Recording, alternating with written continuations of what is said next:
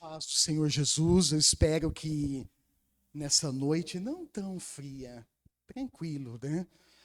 Que a palavra de Deus aqueça o seu coração. Amém? Olha para a pessoa que está do seu lado e fala assim para ele: fica atento, Deus quer falar com você. Amém. Irmãos, nós seguimos a nossa jornada rumo aos 100 anos de história e se tem uma coisa que me comove, mas ao mesmo tempo me encoraja, é olhar para a história. Eu gosto muito de história, porque quando nós olhamos e contemplamos a história dentro de um contexto mais específico e abrangente, nós vamos, ao mesmo tempo que isso gera gratidão no nosso coração, isso também nos desperta e nos lembra que Deus nos chamou e que a missão continua. E nos lembra que ao longo da história, isso que eu acho muito fantástico, ao longo da história Deus vai levantando homens e mulheres. E ele então insere esses homens e essas mulheres na sua igreja, na sua família, para que a missão tenha continuidade. E a história cristã, nós sabemos, ela tem começo, meio e fim. E o que é mais legal é que essa história não terminou. Ela está em pleno curso e eu e você fazemos parte dessa história. Amém? Eu e você somos missionários de Deus aqui em Três Lagoas. Olha que legal isso. Olha que maravilhoso receber de Deus esse chamado e ao mesmo tempo essa responsabilidade. Nós somos missionários de Deus onde nós estamos. E por meio de nós e por meio das gerações que Deus vai levantando, o evangelho continua sendo pregado, anunciado nos quatro cantos desse mundo, até que o Senhor Jesus volte para nos buscar e assim estaremos com Ele eternamente. Abra sua Bíblia comigo. Eu confesso que o texto que nós lemos é o mesmo texto que eu quero ler novamente, e confesso que Atos 11, 19 a 26, eu quero confessar que ficou, enquanto eu lia e pensava nesse texto, a partir da nossa reflexão anterior, o Espírito Santo trouxe uma abordagem muito específica a partir desse texto, que eu não apontei na semana passada e eu quero apontar hoje. Atos capítulo 11, versos 19 ao 26. Peço por gentileza que você acompanhe a leitura desse texto bíblico. Eu vou fazer leitura na NVI, que foi registrado assim: os que tinham sido dispersos por causa da perseguição desencadeada com a morte de Estevão, chegaram até Fenícia, Chipre e Antioquia, anunciando a mensagem apenas aos judeus. Alguns deles, todavia, cipriotas e sirineus, foram a Antioquia e começaram a falar também aos gregos, contando-lhes as boas novas a respeito do Senhor Jesus. A mão do Senhor estava com eles e muitos creram e se converteram ao Senhor. Notícias desse fato chegaram aos ouvidos da igreja em Jerusalém e eles enviaram Barnabé a Antioquia. Este chegando e vendo a graça de Deus, ficou alegre e os animou a permanecerem fiéis ao Senhor de todo o coração. Ele era um homem bom, cheio do Espírito Santo e de fé, e muitas pessoas foram acrescentadas ao Senhor. Então Barnabé foi a Tarso procurar Saulo, e quando o encontrou, levou-o para Antioquia. Assim, durante um ano inteiro, Barnabé e Saulo se reuniram com a igreja e ensinaram a muitos. Em Antioquia, os discípulos foram pela primeira vez chamados cristãos. Amém. Esse é o texto, o finalzinho, verso 25 e 26, foi o que ressaltou, o que o Espírito Santo ministrou no meu coração de maneira clara, e daí surgiu o tema dessa missão. Nós somos parceiros na missão. Amém? E aí, nessa sequência de mensagens, essa viagem que nós temos feito, essa viagem extraordinária que nós temos feito pelo livro de Atos dos Apóstolos, nós descobrimos, irmãos, realidades importantes da igreja no primeiro século.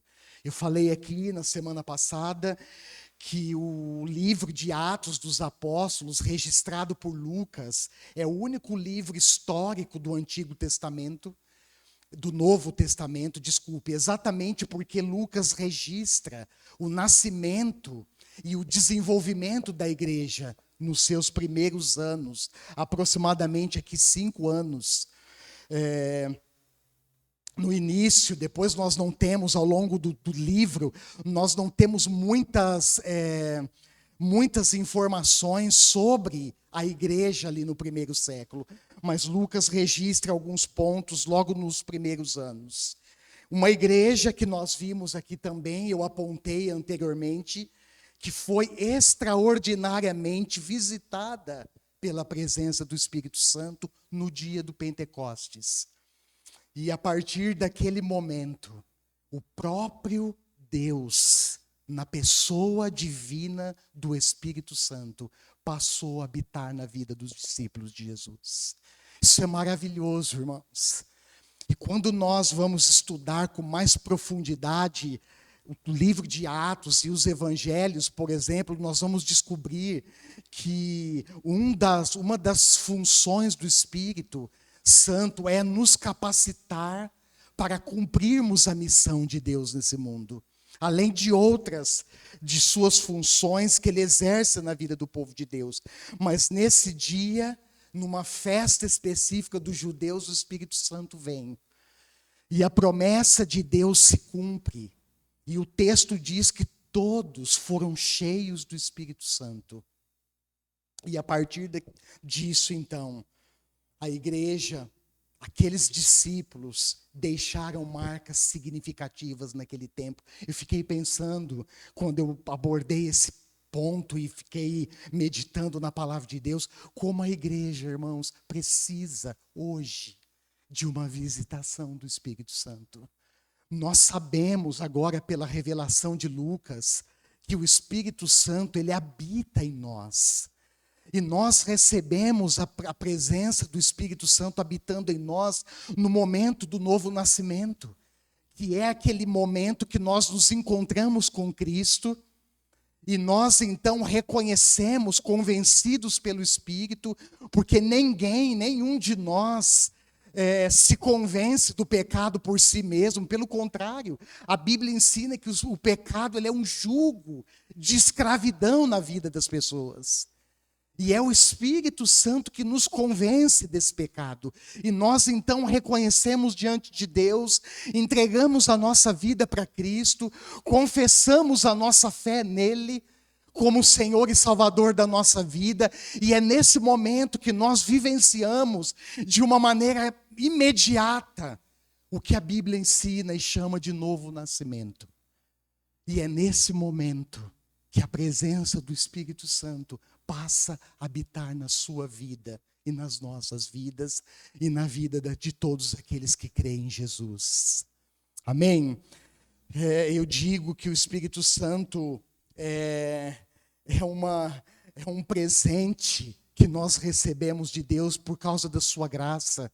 O Senhor Jesus, por exemplo, no Evangelho de João, ele consola os discípulos ali a partir do capítulo 15, 16, 17 do Evangelho de João, o que alguns chamam de discurso de despedida de Jesus, porque prestes ele estará sendo preso e crucificado. E Jesus, então, naquele momento, consola o coração dos discípulos ao mencionar o Espírito Santo. E ali ele diz para eles, olha, é necessário que eu vá, para que o outro Consolador venha. e ele então habite em vocês. E o Espírito é interessante porque Jesus, ele descreve a pessoa do Espírito Santo como o Espírito da verdade, que os guiará a toda a verdade. Isso é maravilhoso, irmãos. Nós também vimos que os seguidores de Cristo, nesse início de igreja, de desenvolvimento da igreja, que os discípulos de Jesus, eles eram conhecidos como seguidores do caminho. E de fato, quando nós entregamos a nossa vida a Cristo e decidimos segui-lo, nós não podemos esquecer, os evangelhos também narram e mostram e trazem de maneira enfática para nós que nós somos inseridos num caminho. E esse caminho, irmãos, não é um caminho certamente de uma aventura passageira com Cristo, não é uma temporada que nós passamos com Cristo, mas é um caminho que vai nos conectar, principalmente à missão, como nós temos falado com muita ênfase nessas semanas, vai nos conectar diretamente primeiro a Cristo, e vai nos conectar à sua missão.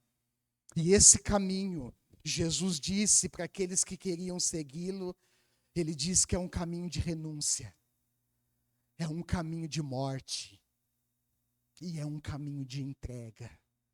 Então, se você quer seguir Jesus ao longo da jornada, esteja ciente que é um caminho de renúncia, irmãos, é um caminho de entrega, é um caminho de morte, como o Senhor Jesus disse. Paulo, lá em Romanos, vai reforçar dizendo que nós somos como ovelhas destinadas ao matadouro.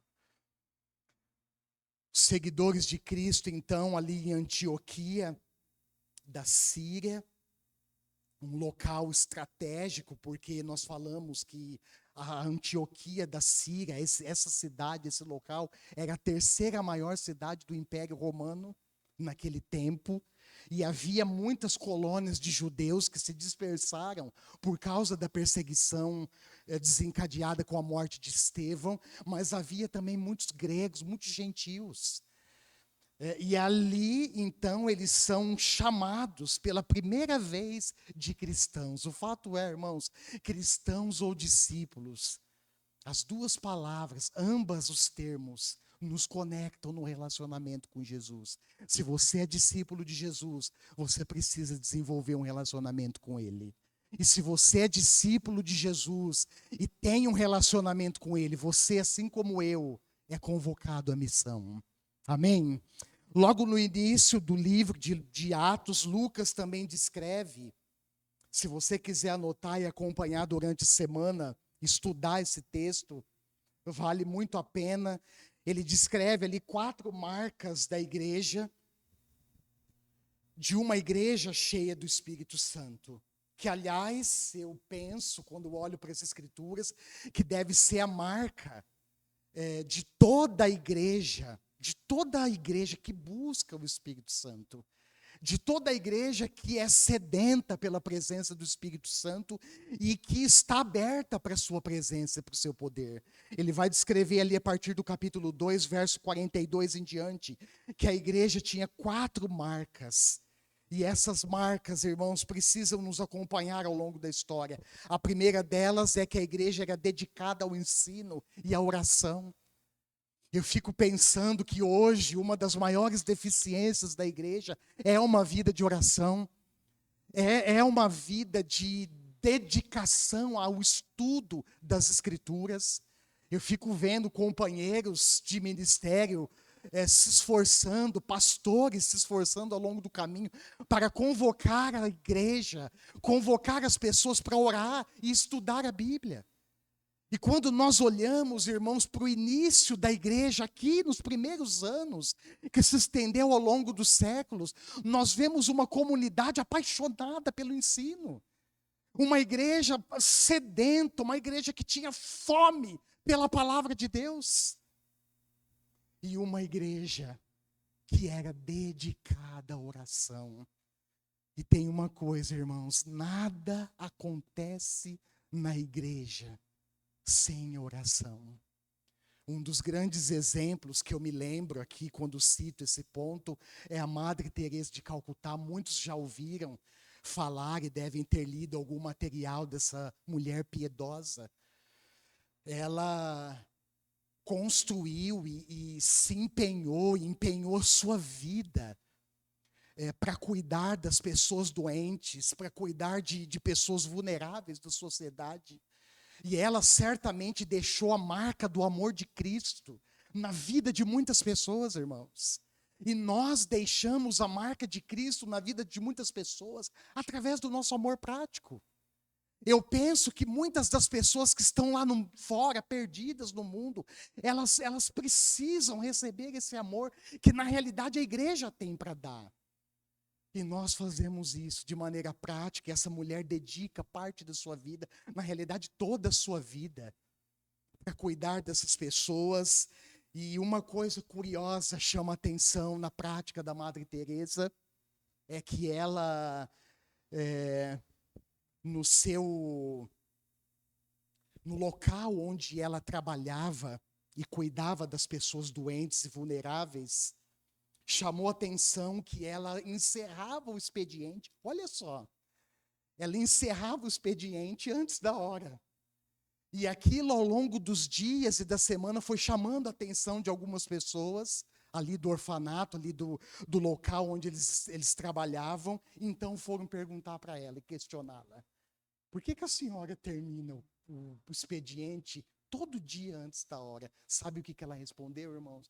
Nós iremos para a capela, nós precisamos orar. Porque a oração, ela move a mão de Deus ao nosso favor. E se nós quisermos, irmãos, ver o sobrenatural, aquilo que nós não podemos fazer, nós precisamos orar. Nós precisamos buscar a presença de Deus, porque nada acontece na igreja sem orarmos, sem dobrarmos o nosso joelho e sem buscarmos a presença do Senhor. E essa igreja tinha essa marca, mas também tinha a marca do amor e do cuidado mútuo. Lá no Evangelho de João, depois você pode ler esse texto no capítulo 13, verso 34 e 35, Jesus chama os discípulos. E esse texto é interessante, eu vou passar rapidinho ele para eu não me perder aqui na mensagem, porque antes, naquele mesmo momento, Jesus pega a bacia, pega uma toalha e sai lavando os pés dos seus discípulos. Então, quando ele termina, ele diz para os discípulos alguns ensinos importantes, e dentre eles, ele diz que os discípulos seriam conhecidos pelo amor uns aos outros. O amor, irmãos, uns aos outros, esse amor abnegado, esse amor altruísta, é um amor que, na realidade, quando nós olhamos para a palavra de Deus, é um mandamento de Deus para nós. E deve ser uma marca entre nós, a ponto das pessoas visualizarem esse amor entre nós. E isso chamar a atenção delas. A igreja também tinha uma outra marca, era uma igreja que adorava. E era uma adoração formal e informal, formal porque eles estavam no templo, e informal porque eles se reuniam nas casas, para que tivesse um momento mais espontâneo. Isso é interessante, uma marca da igreja no seu primeiro século. E a última marca, eu vou passar rapidinho, é uma evangelização contínua. Era uma igreja que se preocupava com os perdidos. Inclusive, essa continua sendo a responsabilidade da igreja. Buscar o Espírito Santo, irmãos. E eu fiquei pensando nisso. Como a igreja hoje, como essa geração de crentes, de discípulos, de cristãos, nós precisamos de uma visitação poderosa, especial do Espírito Santo, irmãos. Mas é uma visitação que eu oro para que não seja apenas um barulho estridente entre nós, mas é uma visitação, irmãos, que nos coloque de joelhos, de coração quebrantado na presença de Deus. É uma visitação que faz o nosso coração se voltar para a palavra de Deus. É uma visitação que eu oro e desejo que nos conecte na missão de uma maneira assim tão funda, tão profunda e intensa. Nós precisamos, irmãos, dessa visitação do Espírito Santo nesse tempo. Essa é a responsabilidade da igreja. O Espírito Santo veio em Pentecostes e ele marcou o início de um tempo muito especial na vida da igreja e por meio da igreja. Mas o Espírito Santo não deixou a igreja, irmãos. O Espírito Santo continua presente. Mas é nossa responsabilidade, é sua, é minha responsabilidade buscar a presença do Espírito com frequência, com insistência, até que Ele venha sobre nós. Porque é o Espírito Santo que dá direcionamento, que capacita a igreja para cumprir a missão no mundo. O poder do Espírito é para sermos testemunhas de Jesus nesse mundo. Atos 1:8, Lucas escreve ali, e receberão poder. Na realidade, Lucas está relembrando a promessa de Deus para os irmãos ali. E ele diz, olha, vocês receberão poder quando a presença do Espírito Santo vier sobre vocês. E vocês serão minhas testemunhas em Jerusalém, Judeia, Samaria e até os confins do mundo. O poder do Espírito Santo, irmãos, não é para que a igreja fique famosa. Não é para que a igreja, preste atenção, quando nós olhamos para a palavra de Deus, o poder do Espírito não é para que a igreja seja famosa e ganhe aplausos dos homens, irmãos. O poder do Espírito não é para destacar e enaltecer uma determinada denominação evangélica, dentre muitas que nós temos no Brasil e no mundo. Quando nós olhamos para a palavra de Deus, nós vemos que o poder do Espírito está em nós, e esse poder nos capacita para a missão. E nós estamos abordando aqui nessas semanas, com uma ênfase maior, que essa missão, ela está voltada para o anúncio do Evangelho. Nós somos chamados para anunciar o Evangelho a todas as pessoas. E nessa noite, o ponto de destaque, pode dar mais um enter, Guilherme, por favor. Eu acho que tem algumas ênfases importantes. O ponto de destaque foi a ação missionária. Eu falei disso na semana passada. A ação missionária da igreja que sai de Jerusalém, que se desloca para outras regiões, anunciando as boas novas de Jesus. Destacamos também que a missão, ela é primordialmente de Deus. A missão não é nossa, primeiramente, mas é a missão de Deus. E um dos textos que deixa isso claro para nós, está lá no Evangelho de João, no capítulo 3, verso 16, aquele texto que nós decoramos na escola bíblica dominical, aquele texto que nós colamos na porta da geladeira, no armário da nossa casa, João 3,16, porque Deus tanto amou o mundo, que deu o seu Filho único, para que todo aquele que nele crê não pereça, mas tenha vida eterna. Nesse texto, irmãos, fica claro que a missão primordial é de Deus. E Deus, então, por ser um Deus em missão, Ele envia o seu Filho em missão. E nos evangelhos é isso que nós vamos identificar. Jesus muitas vezes anunciando, falando aos seus discípulos, olha, eu fui enviado para cumprir a missão que o Pai me designou. Então a missão, ela ganha um destaque maior e primordial na obra de Cristo. Deus é um Deus missionário. E nós falamos que a missão, ela está no DNA da igreja.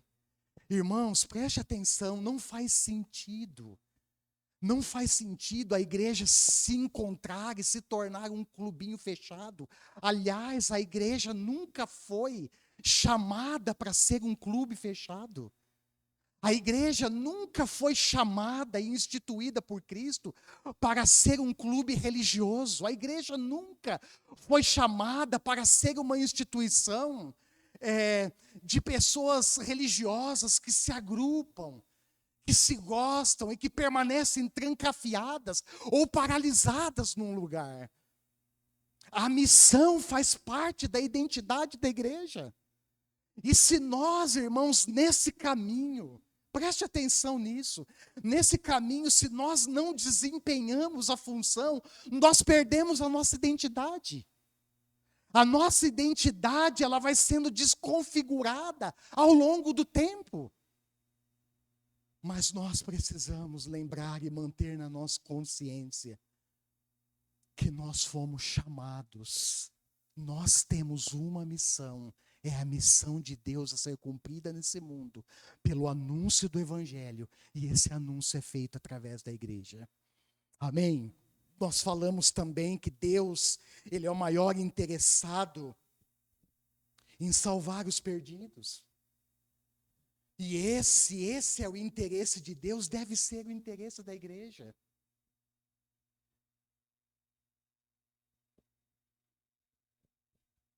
Nos evangelhos nós também vemos Jesus se aproximando, Jesus procurando os perdidos, Jesus salvando os perdidos, Jesus buscando, realizando a sua missão em meio aos homens. E isso nos ensina, irmãos, um princípio importantíssimo da fé cristã. A nossa missão, a missão da igreja, é desenvolvida entre os homens e pelos homens. Nós não podemos nos esquecer disso, irmãos. Nós não podemos nos esquecer que a mensagem que anunciamos, ela deve ser marcada por um testemunho de vida autêntico. Eu, ao longo da minha jornada, me deparei com muitas pessoas, conversei com muitas pessoas, irmãos, que vieram para mim com um questionamento legítimo a partir disso. E o questionamento de muitas pessoas que chegaram até mim foi: olha, o anúncio de muitas pessoas não condiz com o seu modo de vida. O anúncio da igreja, preste atenção, o anúncio que você faz, que eu faço e que nós fazemos do Evangelho, irmãos, precisa ser acompanhado de um testemunho autêntico e legítimo. A palavra de Deus, irmãos, ela precisa transformar o nosso coração. A palavra de Deus, ela precisa ser aplicada na nossa vida. Ela precisa causar uma mudança interna em nós. A palavra de Deus, irmãos, precisa mudar a nossa mente, transformar o nosso coração. E nós sabemos que esse processo de transformação, ele não é do dia para a noite. Mas é um processo contínuo e gradativo, onde Deus usa a sua palavra para nos transformar. Quando Deus usa a sua palavra para nos santificar, e a santificação, irmãos, ela também é um processo. É um processo gradativo de limpeza, de ajustes, que Deus vai fazendo na nossa vida. E à medida que nós vamos sendo transformados, nós então deixamos um testemunho não só através de palavras, mas deixamos um testemunho através da nossa vida. Amém? Que você seja, que a palavra de Deus seja uma marca autêntica na sua vida, que as pessoas olhem para você e elas percebam a diferença que Cristo e a sua palavra têm feito na sua vida. E hoje, irmãos, eu quero destacar aqui, eu vou trazer à tona novamente um personagem muito importante dessa narrativa de Lucas. Eu falei dele na semana passada, Barnabé, cujo o significado do nome, alguns arriscam em dizer que é filho do encorajamento, mas o fato é que Esse homem, ele deixou um exemplo, irmãos. Na verdade, eu destaquei 3 pontos do exemplo de Barnabé que chama muito a nossa atenção. Primeira é intencionalidade, segunda é cooperação e a terceira é perseverança. É um pouco disso que eu quero discorrer nesse momento da mensagem.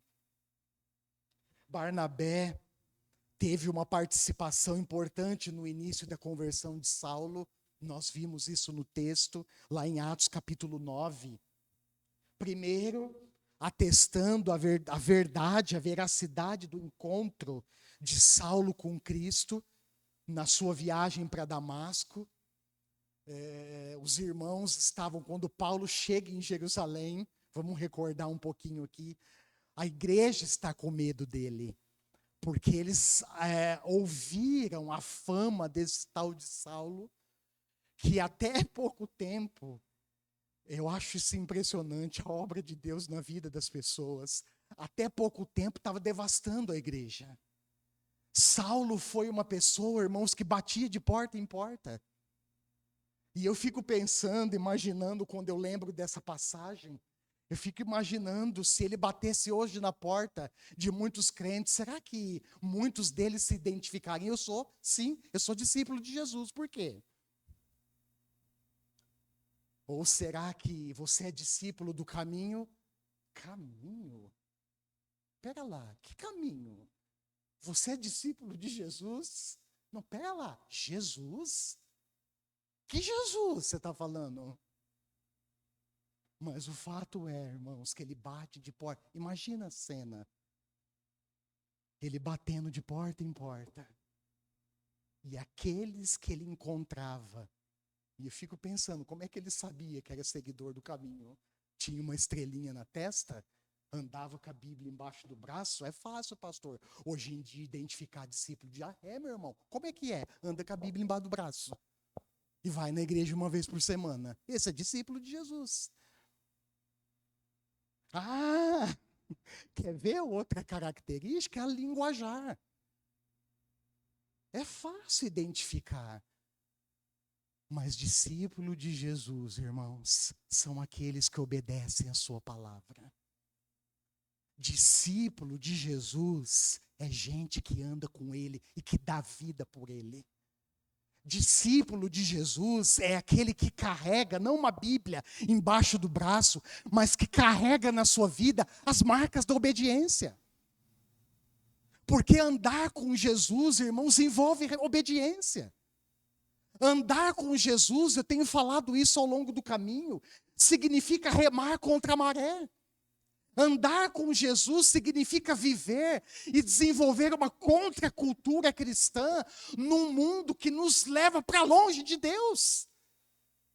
Andar com Jesus, irmãos, significa fazer as mesmas obras que ele fez quando ele esteve entre nós.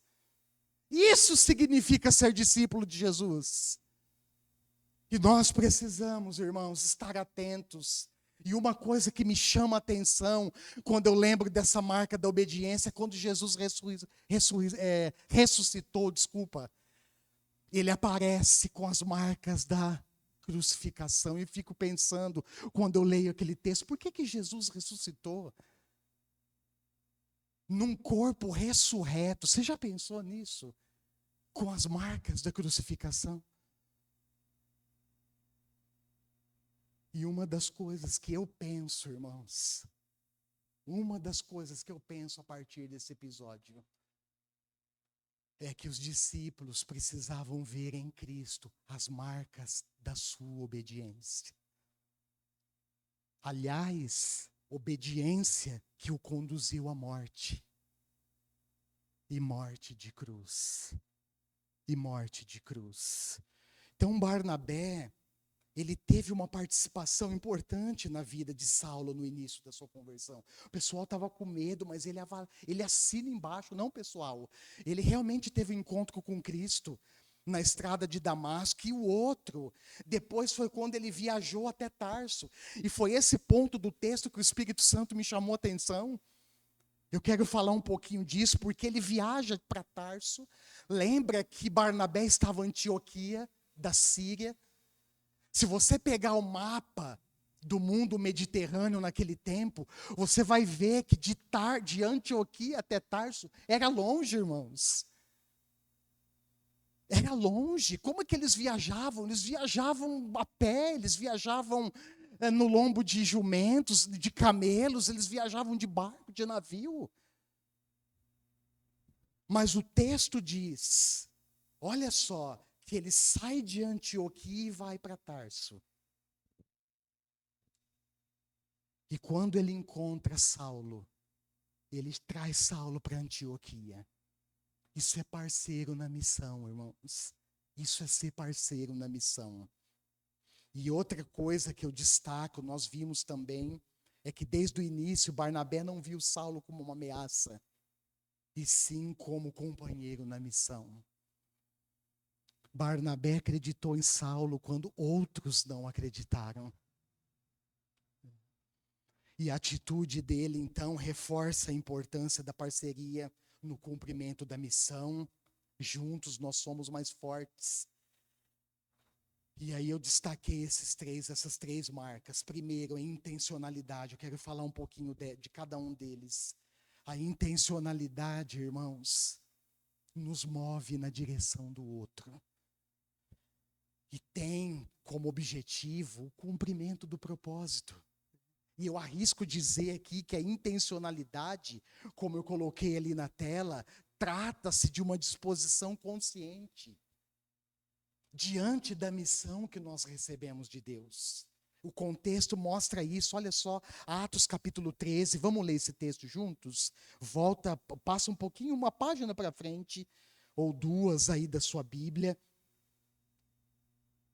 Atos capítulo 13, versos 1 ao 3, olha só, na igreja de Antioquia, havia profetas e mestres.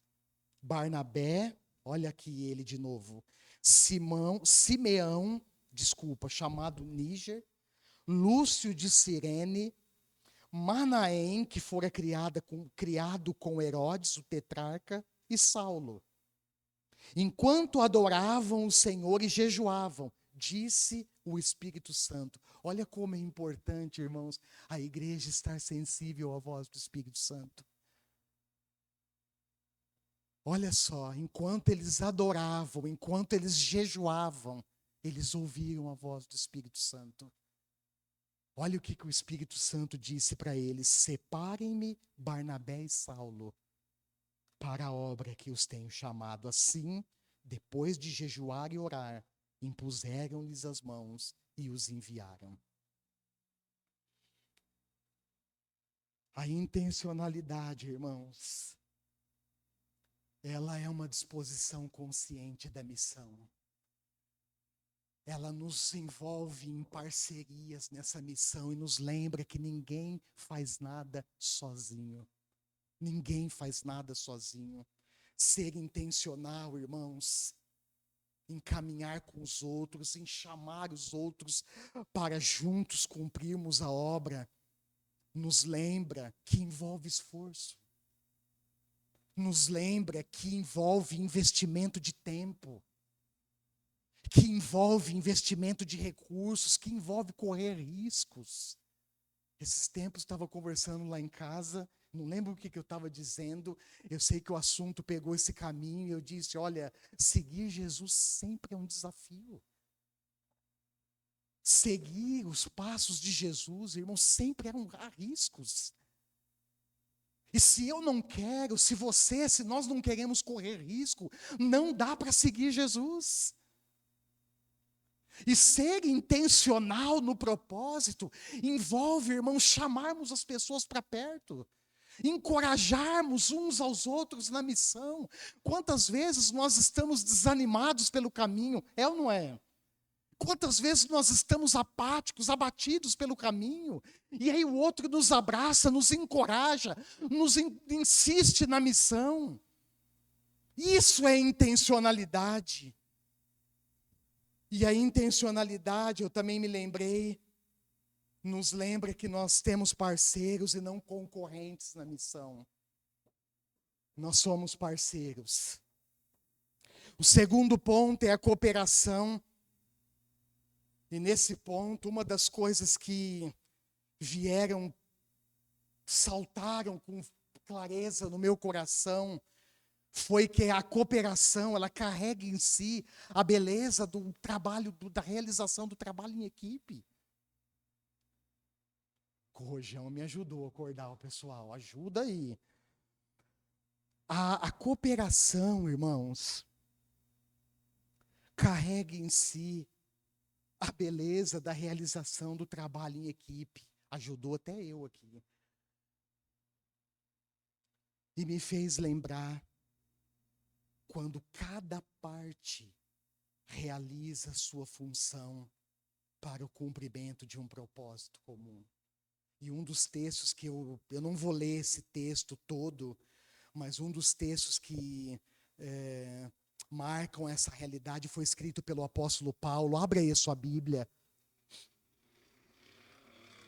Lá na primeira carta aos Coríntios, no capítulo 12. Na visão de Paulo, é na diversidade dos dons que nós contemplamos a beleza do corpo de Cristo. Isso é maravilhoso, irmãos. Cada um de nós, 1 Coríntios capítulo 12, cada um de nós recebemos dons. Pastor, existe alguém no corpo de Cristo que não tenha recebido dons do Espírito? Não existe, irmãos. Todos nós recebemos dons do Espírito Santo. E esses dons são para ser aplicados num bem comum, para a edificação da igreja, para o crescimento da igreja, que é o corpo de Cristo, onde cada parte, cada membro realiza a sua função. E nós também precisamos lembrar nessa imagem do corpo que o apóstolo Paulo aplica nesse texto, para se referir à igreja, nós precisamos lembrar, irmãos, que quando algum membro deixa de cumprir a sua missão, o corpo sente. Porque o corpo é um organismo vivo, a igreja é um organismo vivo, que funciona bem quando cada parte realiza a sua função. E isso me faz ir além e me faz lembrar que nenhum de nós fomos chamados para ficar sentado no banco ou na cadeira. Isso me faz lembrar, irmãos, ao longo do caminho, que ninguém de nós fomos chamados para sermos espectadores da fé. Cada membro é importante, cada membro realiza uma função, e ambos exercendo a função contribuem para a edificação do corpo de Cristo. Isso é maravilhoso. E às vezes, eu também sou levado a pensar, pensando no corpo humano, na estrutura e na anatomia do corpo humano, eu sou lembrado a pensar à luz desse texto do apóstolo Paulo, irmãos, que membro inativo se torna um membro atrofiado. Quem precisa fazer exercício aí, hein? Na caixa de areia para manter o músculo da perna fortalecido, hein? Vai lembrar disso, hein? Quem vai na academia, quem vai no futevôlei, galera do futevôlei, vai lembrar, irmãos, que membro inativo é um membro que se paralisa. E quando isso acontece, e aí a gente vai lembrar, né, que um dedinho, irmãos, é importante para uma mão inteira. E nós vamos lembrar, irmãos, que no corpo de Cristo, membros inativos correm o risco de se tornarem membros atrofiados. E membro atrofiado serve para alguma coisa? Serve, pastor, para quê? Só para ficar pendurado no corpo.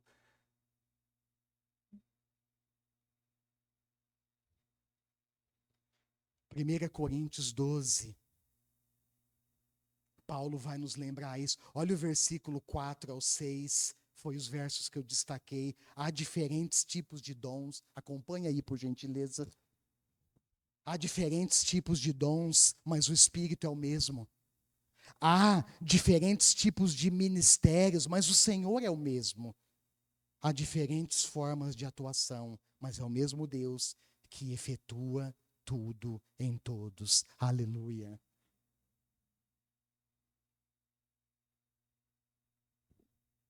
E por último, a perseverança,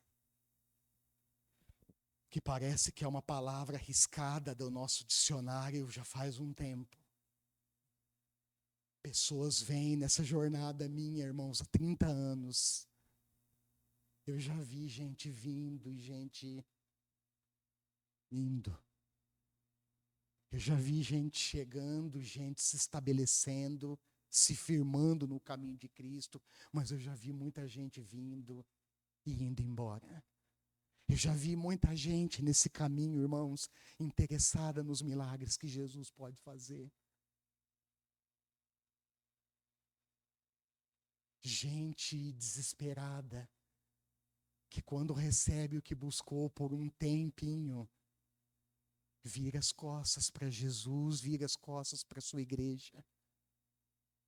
Preste atenção no que Deus está te falando agora através da sua palavra. A perseverança, irmãos, deve ser uma marca na vida dos discípulos de Jesus.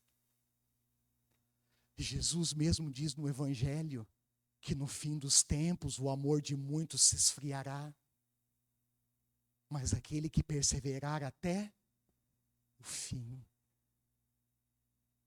será salvo. A perseverança, irmãos, preste atenção, ela nos coloca num caminho. E esse caminho é um caminho até o fim. Até o fim. E esse ponto, fiquei pensando que reforça a importância da continuidade da missão. A Holiness vai completar 100 anos. A missão não terminou, irmãos. A missão continua. E ela continua hoje através de você, através de nós.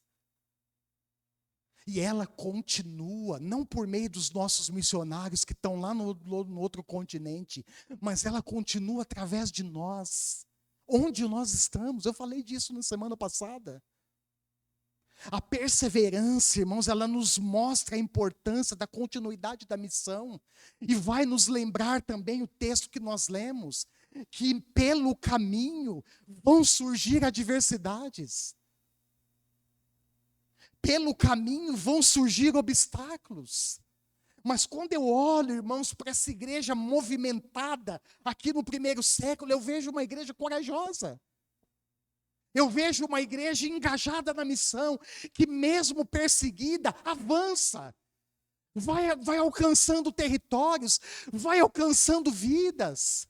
E o texto diz que a mão de Deus estava sobre eles. Muitos ouviram o evangelho e se converteram ao Senhor.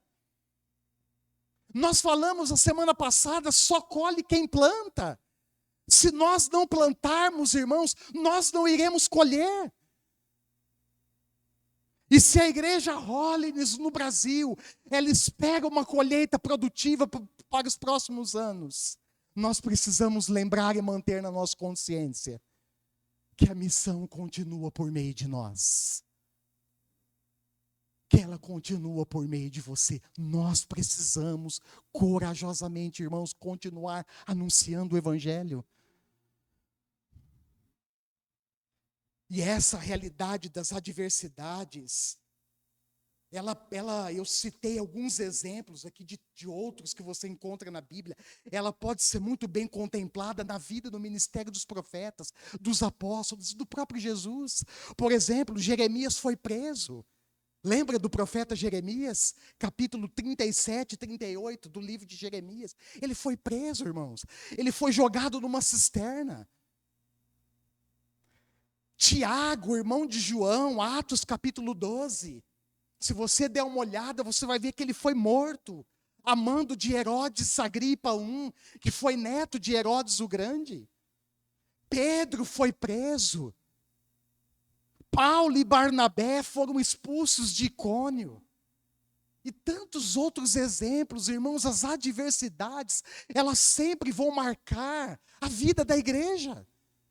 Elas sempre vão marcar a caminhada de um discípulo de Jesus. A questão é, nós recuamos ou nós avançamos? E por último, um exemplo máximo, que é o exemplo do nosso Senhor Jesus. No Evangelho de Lucas e também de Mateus, de Marcos e de João, nós encontramos narrativas que Jesus foi rejeitado, foi preso e crucificado com aval, com assinatura, com a validação dos próprios líderes religiosos daquela época. Mas quando a gente vai para um dos textos, esse texto eu quero ler com vocês, é um dos textos mais brilhantes das Escrituras Sagradas. Quando a gente vai para o livro de Filipenses, o apóstolo Paulo, irmãos, está trazendo uma realidade fantástica para nós, acerca de Cristo e da sua missão, que foi cumprida até o fim, e chama a atenção nesse texto. Olha lá, Filipenses 2, do 5 em diante.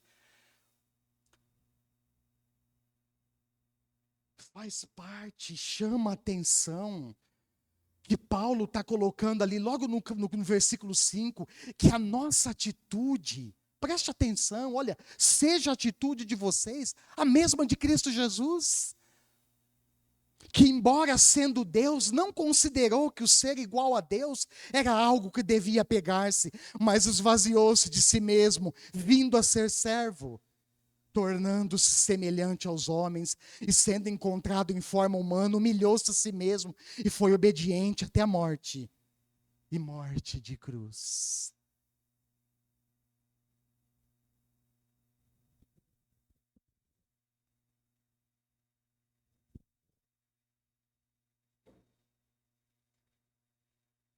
Se a nossa atitude, segundo Paulo aqui, deve ser a mesma atitude de Cristo, irmãos, o que fica claro para mim é que nós estamos no mesmo caminho de Jesus. Num caminho de renúncia. E me chama a atenção essa palavra que ele usa. Jesus, ele se esvaziou de si mesmo. Sabe o que eu fico pensando, irmãos? Se nós não nos esvaziarmos de nós mesmos. Se nós não colocarmos o reino de Deus em primeiro lugar na nossa vida. Se nós não nos engajarmos na missão como prioridade, significa que há outras prioridades tomando conta e governando a nossa vida. E eu quero fechar afirmando que a identidade da igreja está intimamente ligada com a sua missão. E essa missão, ela tem um alcance maior e mais efetivo quando nós desenvolvemos isso em equipe. Olha para a pessoa que está do seu lado, encoraja ela com isso que você vai dizer agora e diga assim: meu irmão, nós estamos juntos nessa missão. Fala assim para ele: eu quero te encorajar a perseverar na missão. Eu quero te encorajar, persevera na missão. E essa realidade, mais uma vez, ela recebe um destaque maior na pessoa de Cristo, no seu ministério. No início do seu ministério público, Jesus chamou 12 homens.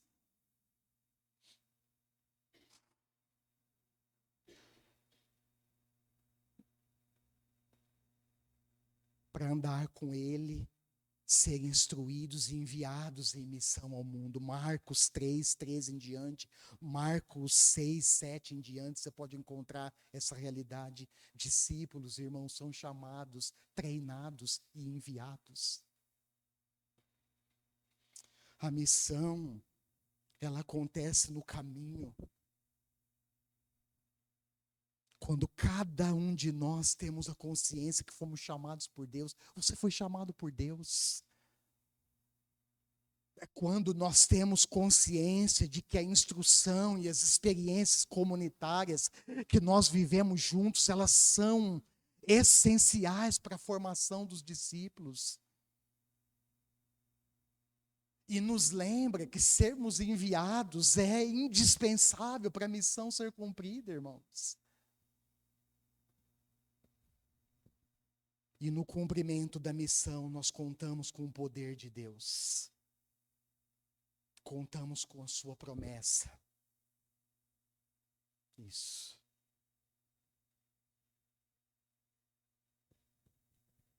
O Senhor está conosco todos os dias até o fim dos tempos. Que nós sejamos intencionais, cooperadores e perseverantes no cumprimento da missão.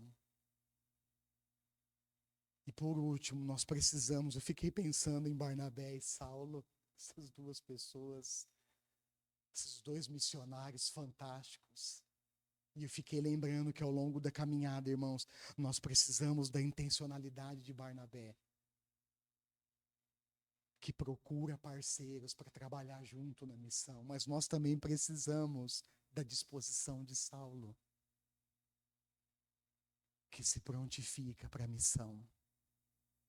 Você tem Barnabé aí do seu lado? Você tem um Saulo aí do seu lado? Abraça os dois e caminha na missão. Feche seus olhos por um instante. Eu queria ter uma palavra de oração. As pessoas que vão nos acompanhar depois, que vão ouvir a palavra de Deus nas plataformas digitais, que você seja abençoado e encorajado por Deus.